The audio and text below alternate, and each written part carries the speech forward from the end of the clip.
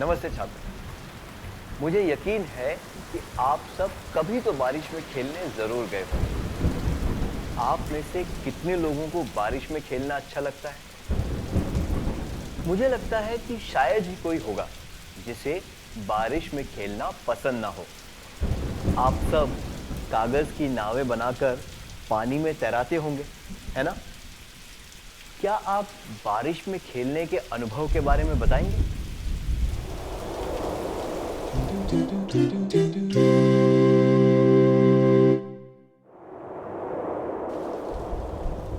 अपने अनुभव के बारे में बताने के लिए शुक्रिया।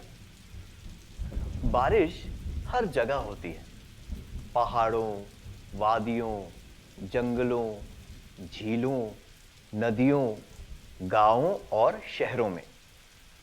फिर चाहे वो घास हो, लंबे पेड़ हो, छोटा सा केंचुआ हो या कोई बड़ा जानवर हो या फिर मनुष्य, बारिश से सभी जीव जंतुओं को फायदा होता है। हमें बारिश से कितना फायदा होता है? क्या हम इसके बदले में बारिश को कुछ देते हैं? हम कुछ नहीं देते। क्या बारिश ये उम्मीद रखती है कि हमारी सहायता करने के बदले में उसे भी कुछ मिले? बिल्कुल भी नहीं। अगर कोई व्यक्ति किसी चीज की उम्मीद रखे बिना कुछ दे या किसी प्रकार की सहायता करे तो उसे परोपकार कहते हैं। उदाहरण के लिए, परोपकार का मतलब है किसी व्यक्ति को एक दो पेंसिलें दे देना क्योंकि उसके पास पेंसिल खरीदने के पैसे नहीं हैं। दूसरे शब्दों में कहें तो परोपकार का अर्थ है जरूरतमंदों को जरूरत की चीजें देना और उसके बदले में कुछ पाने की उम्मीद न रखना। आइए साथ मिलकर कहें। दूसरे शब्दों में कहें तो परोपकार का अर्थ है जरूरतमंदों को जरूरत की चीजें देना और उसके बदले में कुछ पाने की उम्मीद न रखना। क्या इस तरह स्वेच्छा से आपने किसी को कुछ दिया है या आपने किसी व्यक्ति को परोपकार करते हुए देखा है? क्या इस अनुभव के बारे में बताने के लिए दो छात्र स्वेच्छा से आगे आएंगे?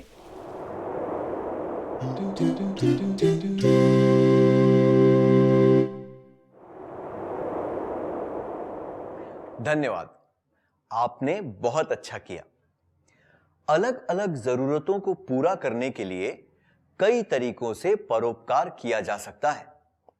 जब कोई जरूरतमंद मदद मांगे तो लोगों को उसकी मदद करनी चाहिए।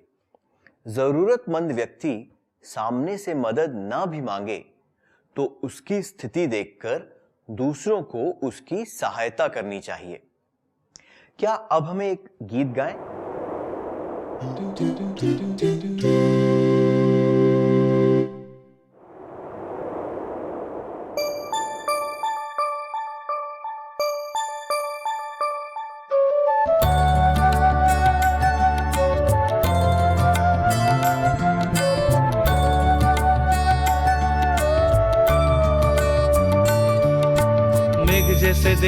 मेघ जैसे देना मन भर के, मेघ जैसे देना, मेघ जैसे देना, मेघ जैसे देना मन भर के, मेघ जैसे देना। प्रसन्न करने प्रसन्न करने, प्रसन्न हो के प्रसन्नता से देना। प्रसन्न करने प्रसन्न करने, प्रसन्न हो के प्रसन्नता से देना। मेघ जैसे देना, मेघ जैसे देना मन भर के, मेघ जैसे देना, मेघ जैसे देना, मेघ जैसे देना मन भर के, मेघ जैसे देना। प्रेम भाव से देना, प्रेम भाव से देना, अधिक हो तो प्रेम भाव से देना। प्रेम भाव से देना, प्रेम भाव से देना, अधिक हो तो प्रेम भाव से देना। मेघ जैसे देना, मेघ जैसे देना मन भर के, मेघ जैसे देना, मेघ जैसे देना, मेघ जैसे देना मन भर के, मेघ जैसे देना। आशीर्वाद से देना, आशीर्वाद से देना, उनके योग्य हो जो आशीर्वाद से देना,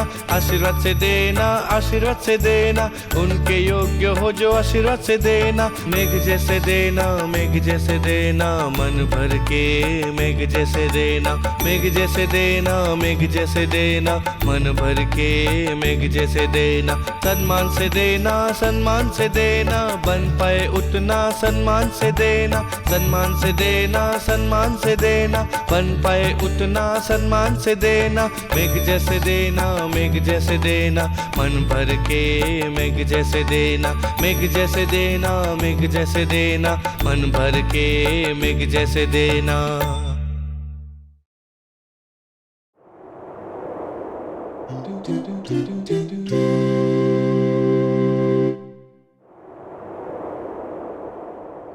बहुत बढ़िया किया, धन्यवाद। इस गीत से हमें यह संदेश मिलता है कि हमसे जितना बन पड़े उतना दान करना चाहिए। दूसरों को खुशी देकर हमें भी खुश होना चाहिए। हमारे पास किसी चीज की कमी ना हो तो हमें खुशी से दान करना चाहिए। अगर हम स्वेच्छा से जरूरतमंदों को दान करेंगे तो हमें संतुष्टि प्राप्त होगी। स्वेच्छा से दान करना चाहिए और उसके बदले में कुछ पाने की उम्मीद नहीं रखनी चाहिए। ऐसा करने से जरूरतमंदों की जरूरतें पूरी होंगी और आपको भी संतोष मिलेगा। साथ मिलकर कहिए, स्वेच्छा से दान करना चाहिए और उसके बदले में कुछ पाने की उम्मीद नहीं रखनी चाहिए। ऐसा करने से जरूरतमंदों की जरूरतें पूरी होंगी और आपको भी संतोष मिलेगा। हमने देखा कि परोपकार का मतलब क्या होता है और हमें परोपकार क्यों करना चाहिए। अब हम चर्चा करेंगे कि हम कौन सी चीजें देकर परोपकार कर सकते हैं। क्या आपने अपने जीवन में कभी दान किया है? क्या आपको लगता है कि केवल अमीर लोग दान कर सकते हैं? या फिर आपको लगता है कि जब आप बड़े होकर पैसे कमाने लगेंगे तभी दान कर सकते हैं? ऐसा जरूरी नहीं है। आप भी दान कर सकते हैं और परोपकारी बन सकते हैं। आप किसी भी तरीके से दान कर सकते हैं। दान करने का अर्थ सिर्फ पैसे देना नहीं होता। दान में आप अपनी कोई वस्तु दे सकते हैं, किसी के लिए कोई काम कर सकते हैं, अपना समय दे सकते हैं इत्यादि। आपको शायद पता भी नहीं होगा कि आप इस तरह से दान कर चुके हैं। अब हम दान के इन तरीकों के बारे में एक एक करके चर्चा करेंगे।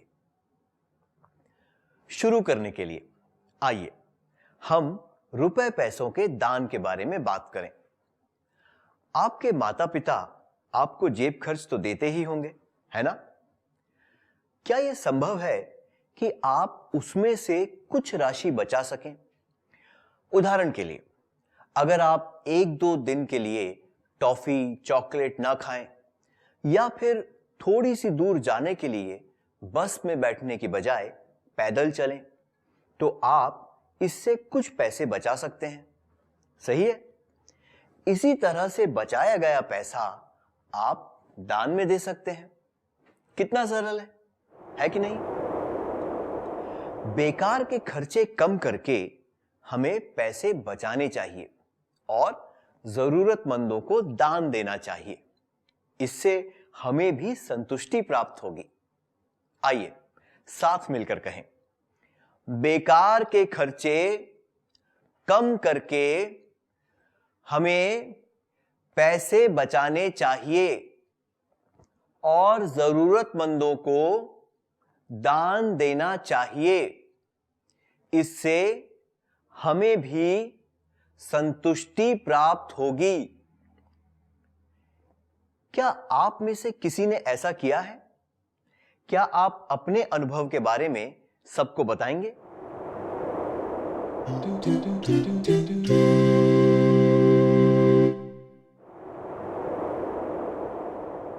बहुत बढ़िया, आपने बहुत अच्छा काम किया।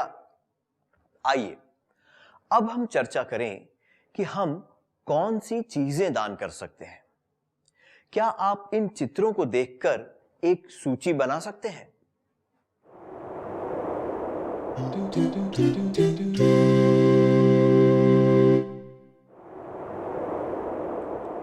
दान देने वाली चीजों की सूची बनाने के लिए धन्यवाद।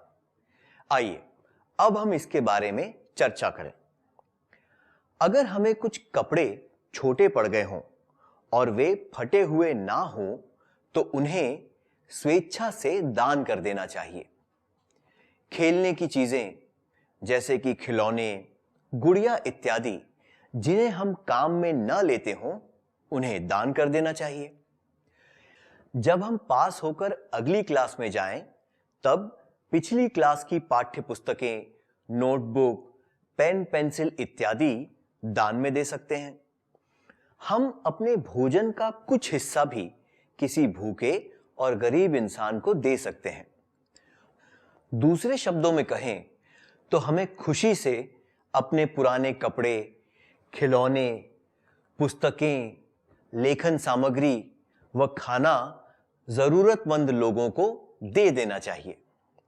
फिर से कहिए, हमें खुशी से अपने पुराने कपड़े, खिलौने, पुस्तकें, लेखन सामग्री व खाना जरूरतमंद लोगों को दे देना चाहिए। आप में से कितने लोगों ने अपनी चीजें दूसरों को दान की हैं? क्या आप अपने अनुभव के बारे में सबको बताएंगे?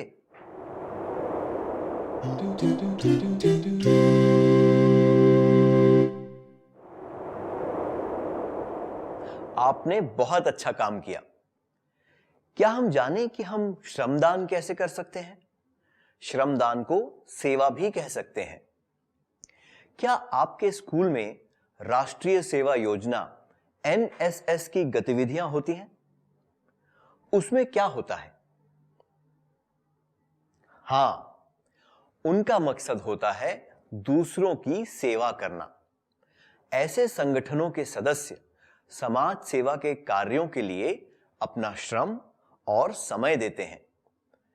क्या आप सोचकर बता सकते हैं कि आप दूसरों की सेवा किस तरह कर सकते हैं? यहां पर चित्रों द्वारा कुछ संकेत दिए गए हैं। उन्हें देखकर आप अपना जवाब दे सकते हैं।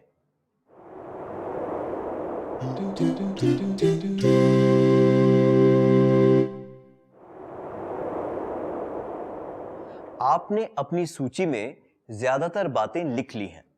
अच्छी बात है। क्या अब हम इनमें से कुछ बातों के बारे में चर्चा करें? आपकी गली, स्कूल या पार्क में जो पेड़ पौधे हैं उनकी देखभाल करना, गाय से बचाने के लिए उनके चारों तरफ बाड़ बनाना भी एक तरह की सेवा है।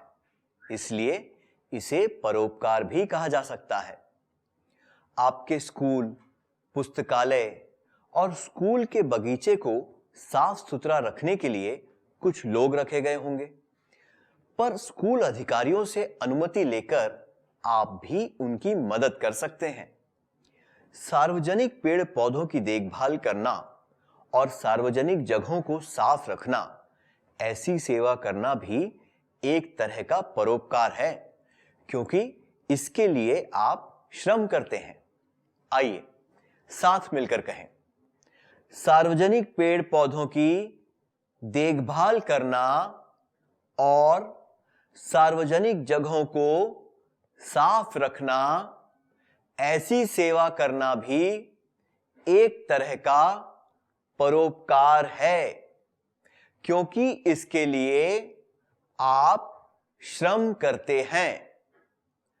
आप में से कितने लोगों ने इस तरह की सेवा की है? क्या एक दो छात्र आगे आकर अपने अनुभव के बारे में सबको बताएंगे? अगर आप में से कुछ लोगों ने निर्णय लिया है कि आप भी इस तरह की सेवा में जुटेंगे, तो कृपया इसके बारे में सबको बताएं। यहां पर आपको मौका दिया जा रहा है। कि आप स्वयं सेवा से संबंधित अपने अनुभव बताएं और गर्व महसूस करें। जिन्होंने अब तक ऐसा कोई कार्य नहीं किया है, वे दूसरों से प्रोत्साहित होकर इस कार्य में जुटने का निर्णय ले सकते हैं।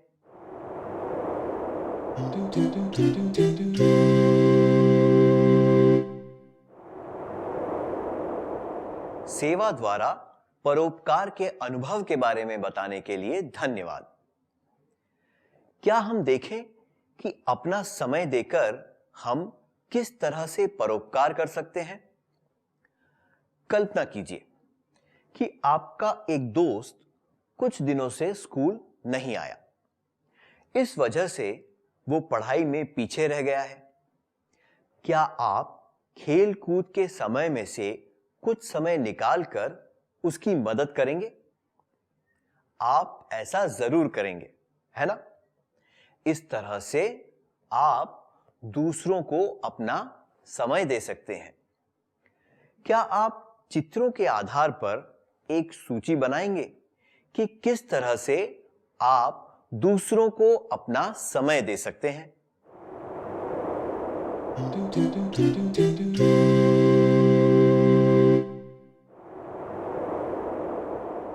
धन्यवाद, बहुत बढ़िया किया। क्या हम इनमें से कुछ बातों के बारे में चर्चा करें? आपके शहर, गांव या पड़ोस में रहने वाले कुछ लोगों को शायद आपकी तरह अच्छे अवसर नहीं मिले होंगे। उन्हें शायद आपकी तरह स्कूल जाने का मौका भी ना मिला हो। ऐसे लोगों को पढ़ाने में अपना समय देना भी एक तरह का परोपकार है। अपना समय देने का एक और तरीका है अपने से छोटी उम्र के छात्रों को पढ़ाई में मदद करना। अगर उन्हें कोई पाठ मुश्किल लग रहा हो तो आप उनकी मदद कर सकते हैं। बुजुर्गों और विकलांगजनों के साथ समय बिताना, उन्हें खुशी देना और आराम महसूस कराना भी एक तरह का परोपकार है। दूसरे शब्दों में कहें तो दूसरों की जरूरतों के लिए समय देना और बुजुर्गों व विकलांगजनों का ध्यान रखना भी परोपकार है। साथ मिलकर कहिए, दूसरों की जरूरतों के लिए समय देना और बुजुर्गों व विकलांगजनों का ध्यान रखना भी परोपकार है। अब कुछ देर के लिए यह विचार करिए कि आप दूसरों को अपना समय कैसे दे सकते हैं। फिर यह संकल्प लीजिए कि आप अब यह जरूर करेंगे। आप में से कुछ छात्र अपने संकल्प के बारे में अन्य छात्रों को भी बता सकते हैं।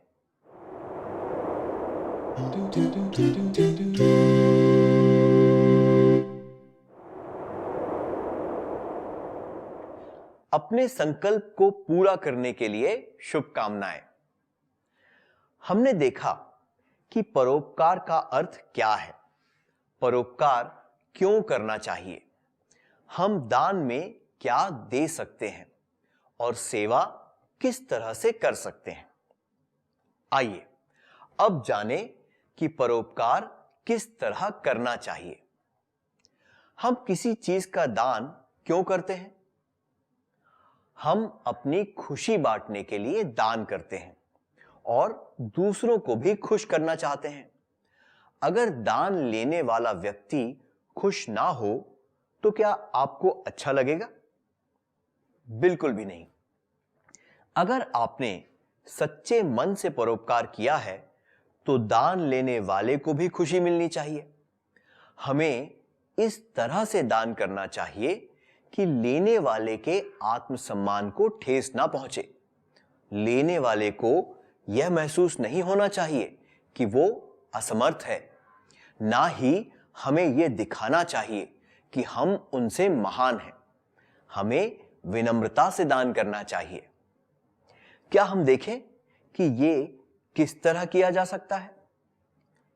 एक कहावत है, दाएं हाथ से दो तो बाएं हाथ को भी पता नहीं चलना चाहिए। इसका अर्थ है कि हम दान करें तो उसके बारे में प्रचार नहीं करना चाहिए। विनम्रता से और बिना प्रचार के दान करना ही परोपकार करने का सबसे उचित तरीका है। फिर से कहिए, विनम्रता से और बिना प्रचार के दान करना ही परोपकार करने का सबसे उचित तरीका है। क्या हम अब तक सीखी हुई बातों का सार संक्षेप कर लें?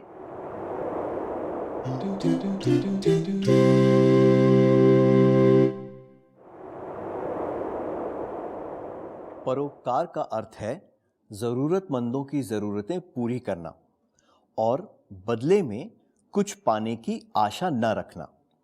स्वेच्छा से दान करना चाहिए और उसके बदले में कुछ पाने की उम्मीद नहीं रखनी चाहिए।